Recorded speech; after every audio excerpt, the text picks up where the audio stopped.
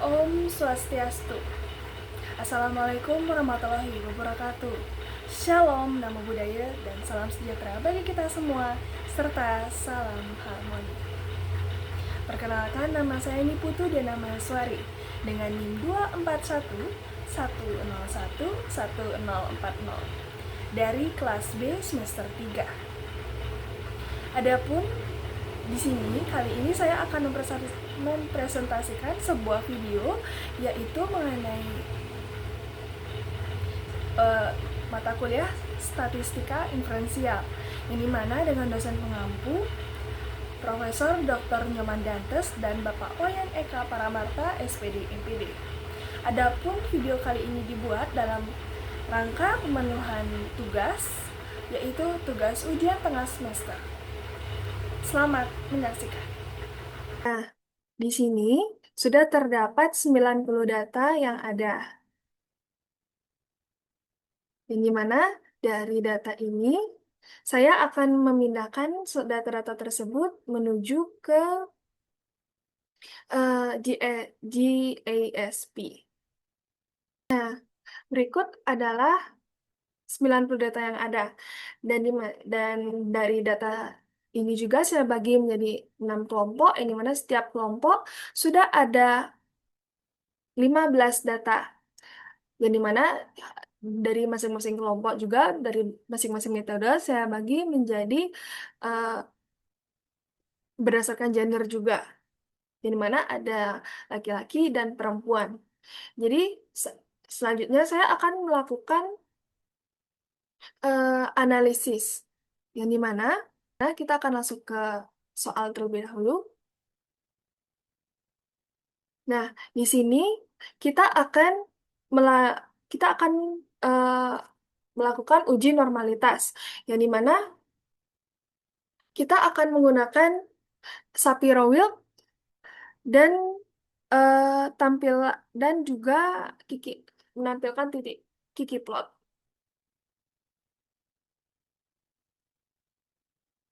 Nah, kita kembali ke GASP.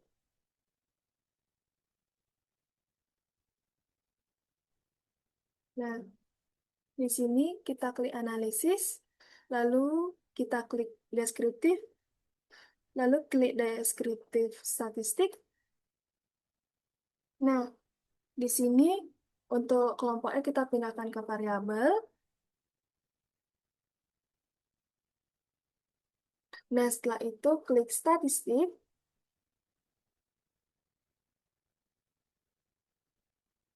Lalu di bagian sentral distinksi, kita klik median. Kemudian di bagian distribution kita klik Shapiro-Wilk test.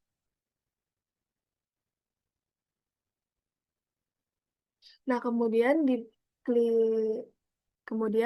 scroll, lalu klik basic plot, lalu klik Kiki plot.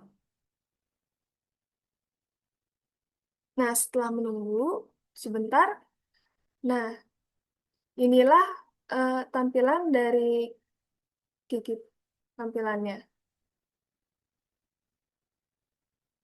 Nah, untuk min, median, dan standar defisiasi itu sudah terdapat di sini. Nah, untuk nilai p-value-nya juga sudah ada di sini, yang dimana dari kelompok 1, dari kelompok pertama yaitu A1M itu kita mendapatkan 0,210, kemudian A1F mendapatkan 0,820, kemudian 2M mendapatkan 0,993, lalu kemudian di kelompok A2F kita mendapatkan 0,606, lalu di kelompok A3M kita mendapatkan 0,132, lalu yang terakhir di kelompok A3F kita mendapatkan 0,0630. Nah, jadi di sini kita dapat simpulkan bahwa nilai P dari data ini itu merupakan eh,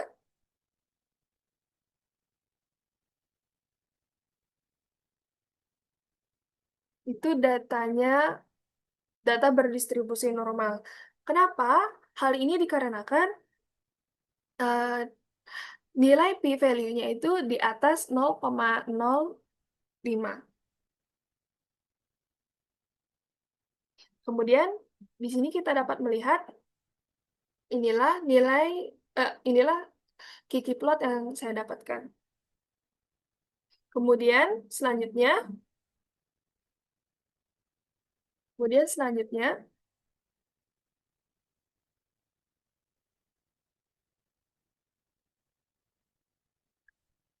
kemudian di bagian selanjutnya kita akan mencari uji homogenitas dan two-way ANOVA.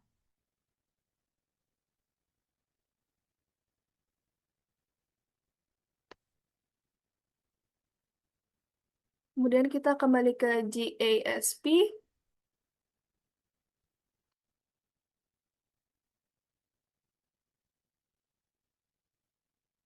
Di sini kita tinggal klik ANOVA, lalu klik ANOVA lagi. Nah, di sini kita pindahkan skor ke dependent variable dan lalu kita pindahkan gender dan method ke fixed variator. Kemudian kita scroll ke bawah, kita klik descriptive statistik. Nah, setelah itu kita klik asumsi assumption checks, kemudian kita klik homogeneity test. Nah, kemudian kita scroll, lalu kita klik bar plot. Nah, di sini kita pindahkan metode ke horizontal axis, kemudian untuk gender kita pindahkan ke separated, ke spirit plot. Nah, kita tinggal menunggu selama beberapa detik.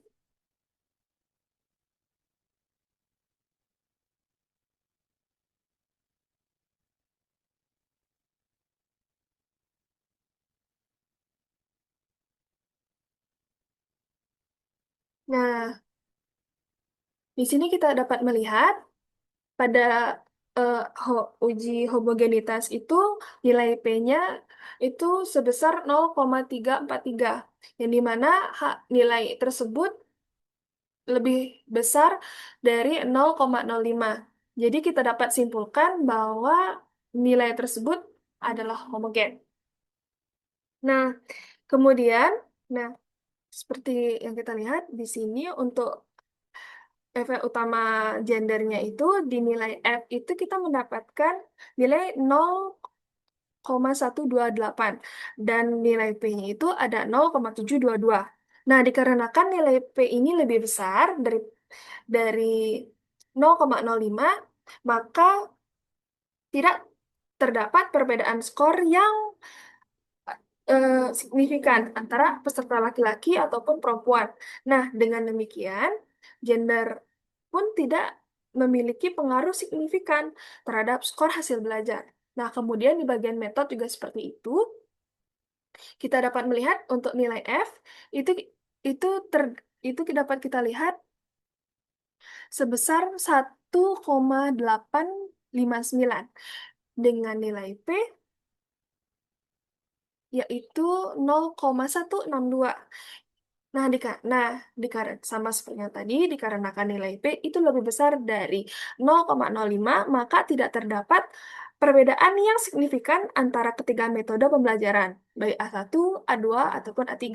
Yang dimana artinya perbedaan metode pembelajaran itu tidak memberikan pengaruh yang cukup bermakna terhadap hasil belajar peserta. Nah, untuk memperkuat lagi eh, dari hasil metode tersebut, kita dapat lakukan uji post hoc. Nah, di sini kita kita pencet post hoc test. Nah, di sini kita akan menentukan metodenya. Jadi kita pindahkan metodenya, pindahkan ke sini. Lalu tinggal tunggu beberapa detik. Nah, di sini sudah kita temukan uji post hoc-nya. Nah, dari hasilnya itu seperti ini. Lalu di bagian gender, kemudian di bagian efek interaksi gender X method, itu kita dapat lihat nilai F-nya itu adalah 0,199 dengan nilai p-value-nya itu ada 0,820, yang dimana dengan nilai P yang jauh lebih besar dari 0,5 ini dapat menunjukkan bahwa tidak terdapat interaksi yang signifikan antara gender dengan metode pembelajaran terhadap skor hasil pembelajaran yang ada. Nah, dengan kata lain, pengaruh metode terhadap hasil belajar bersifat sama pada kedua gender, baik laki-laki maupun perempuan. Yang dimana hal ini dapat menunjukkan pola hasil yang serupa di setiap metodenya. Adapun bukti tambahan yang dapat dilihat dari tabel deskriptif dan diagram batang atau bar plot, yang dimana ini adalah deskriptifnya dan ini adalah diagram batangnya. Adapun pada diagram batang ini juga kita bisa lihat yang dimana itu dari kelompok laki-laki ataupun perempuan itu menunjukkan pola rata-rata skor yang hampir sama di setiap metode pembelajaran, yaitu dari A1, A2, ataupun A3. Yang dimana tidak terlihat adanya perbedaan yang cukup mencolok antara tinggi batang dalam kelompok M dan F. Itu bisa kita sebut dengan kelompok laki-laki ataupun kelompok perempuan. Ini mana hal ini memperkuat hasil uji ANOVA yang menunjukkan bahwa tidak terdapat interaksi yang signifikan antara faktor gender dan metode pembelajaran. Nah, adapun kesimpulan secara umum yang dapat kita simpulkan yaitu berdasarkan hasil uji two-way ANOVA, nilai P adalah 0,802, yang dimana itu lebih besar dari 0,05. Jadi dapat disimpulkan bahwa tidak terdapat efek interaksi yang signifikan antara gender dan metode terhadap skor hasil belajar. Nah, dengan demikian pengaruh metode pembelajaran terhadap hasil belajar yang tidak dipengaruhi oleh perbedaan gender, baik laki-laki maupun perempuan. Baik laki-laki maupun perempuan itu memperoleh hasil belajar yang relatif sama pada setiap metodenya. Baik, sekian untuk analisis datanya dari saya menggunakan aplikasi GASP. Baik, adapun kesimpulan dari kelima soal yang tadi sudah saya presentasikan, yaitu berdasarkan hasil analisis data yang telah ditunjukkan dengan menggunakan uji two-way ANOVA, dapat disimpulkan beberapa hal berikut. Yang pertama ada dari uji normalitas, yang dimana berdasarkan hasil uji normalitas Shapiro-Wilk dan pengamatan pada Kiki plot, diketahui bahwa seluruh kelompok data yaitu A1M, A1F, A2M, A2F, A3M, dan A3F memiliki nilai p-value lebih dari 0,05. Dengan demikian, seluruh data berdistribusi normal dan asumsi normalitas pada uji ANOVA terpenuhi. Yang kedua ada uji homogenitas varians, yang dimana hasil uji homogenitas dengan Levene test menunjukkan nilai Pi sama dengan 0,343, yang dimana nilai ini lebih besar dari 0,05, yang dimana hal ini berarti tidak terdapat perbedaan varians yang signifikan antara kelompok, sehingga dapat disimpulkan bahwa data bersifat homogen. Yang ketiga ada efek utama gender, yang dimana berdasarkan hasil ANOVA diperoleh nilai F sama dengan 0,128 dengan Pi yaitu 0,722. Karena nilai Pi lebih besar dari 0,5, maka tidak terdapat perbedaan skor hasil belajar yang signifikan antara peserta laki-laki dan juga peserta perempuan. Artinya, faktor gender tidak memiliki pengaruh yang signifikan terhadap hasil belajar. Kemudian, yang keempat, itu ada efek utama metode, yang dimana hasil analisis menunjukkan bahwa F sama dengan 1,859 dengan Pi yaitu 0,162, yang dimana hal ini menunjukkan bahwa tidak terdapat perbedaan yang signifikan antara ketiga metode pembelajaran, itu A1, A2, dan A3, yang dimana terhadap hasil belajar. Hasil uji lanjutan post hoc Turki HSD juga menunjukkan bahwa semua pasangan metode memiliki nilai p-value lebih dari 0,05, yang berarti ketiga metode pembelajaran memiliki efektivitas yang relatif sama. Kemudian yang kelima itu ada interaksi gender X method, yang dimana berdasarkan hasil uji ANOVA diperoleh F sama dengan 0,199 dengan Pi yaitu 0,820, yang dimana hal itu dapat menunjukkan bahwa tidak terdapat interaksi yang signifikan antara gender dan metode pembelajaran terhadap skor hasil belajar. Dengan kata lain, pengaruh metode pembelajaran terhadap hasil belajar tidak berbeda antara peserta laki-laki dan peserta perempuan.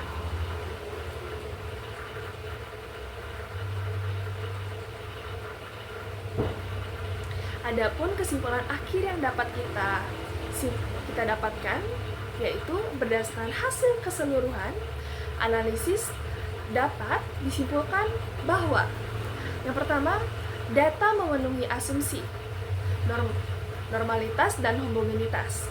Kemudian tidak terdapat pengaruh yang signifikan dari faktor gender, faktor metode pembelajaran maupun dari interaksi keduanya terhadap hasil belajar. Dengan demikian, dapat dikatakan bahwa metode pembelajaran A1, A2, dan A3 memiliki efektivitas yang seimbang, baik untuk peserta laki-laki maupun perempuan. Baik, sekian presentasi dari saya dan juga sekian dari video kali ini. Mohon maaf jika ada kesalahan kata maupun perbuatan, saya tutup dengan Parama Santi. Om Santi, Santi, Santi Om. Wassalamualaikum warahmatullahi wabarakatuh. Shalom, nama budaya, salam sejahtera bagi kita semua, serta salam harmoni.